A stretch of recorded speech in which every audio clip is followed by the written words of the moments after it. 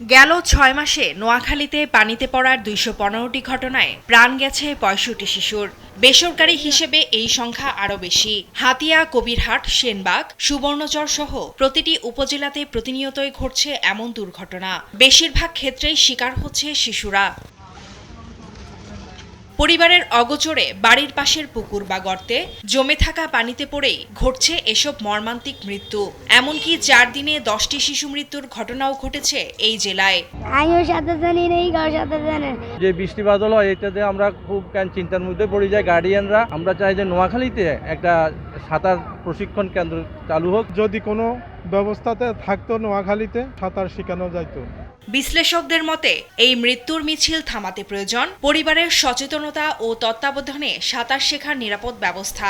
যেসব পরিবারের নজর রাখার লোকের অভাব রয়েছে তারা এই টাইমটাতে ডে কেয়ার সেন্টারে যদি শিশুদেরকে রাখা যায় তাহলে অন্তত এই অনাকাঙ্ক্ষিত মৃত্যুটা ঠেকানো যায়। 5 বছর নিচের শিশুদের আর উপরের শিশুদের জন্য সাঁতার প্রশিক্ষণের ব্যবস্থা করা। জেলা সিভিল সার্জন অফিস থেকে, জেলা ক্রীড়া সংস্থা থেকে, স্টেডিয়াম থেকে, পাশাপাশি ক্রিয়াশীল বিভিন্ন সংগঠন থেকে এসব আয়োজন করা যেতে পারে।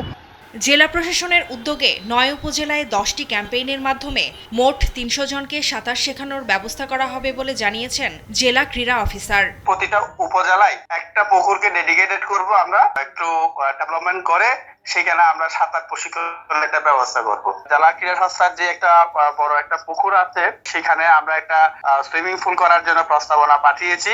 জেলা স্টেডিয়াম প্রাঙ্গণের পাশে থাকা পরিত্যক্ত পুকুরটিকে আধুনিক সুইমিং পুল হিসেবে গড়ে তোলা হবে। এতে খেলাধুলায় নতুন সুবিধা যুক্ত হওয়ার পাশাপাশি নিরাপদ পরিবেশ তৈরি হবে। সুইমিং পারবে আর কি যে লেভেলে এই গ্রুপে এবং রিলায়েবল জায়গায় ট্রেনিং এর জন্য পর্যাপ্ত যে পুকুরে বা যে সুইমিং পুলে ট্রেনিংটা দেওয়া যাবে সেগুলো সিলেকশন করে ইনশাআল্লাহ ব্যবস্থা নেওয়া হবে। 5 বছরের কম বয়সী শিশুদের জন্য সরকারি ও বেসরকারি ডে কেয়ার সেন্টার এবং প্রতি উপজেলায় মিনি সুইমিং পুল অত্যন্ত জরুরি। এতে পানিতে ডুবে মৃত্যুর মিছিল কমার পাশাপাশি নতুন প্রজন্মের সাঁতারুরা প্রতিনিধিত্ব করতে পারবে জাতীয় পর্যায়েও। ফারজানা ফ্রুস্টুম্পা, নিউজ ডেস্ক, দেশ টিভি।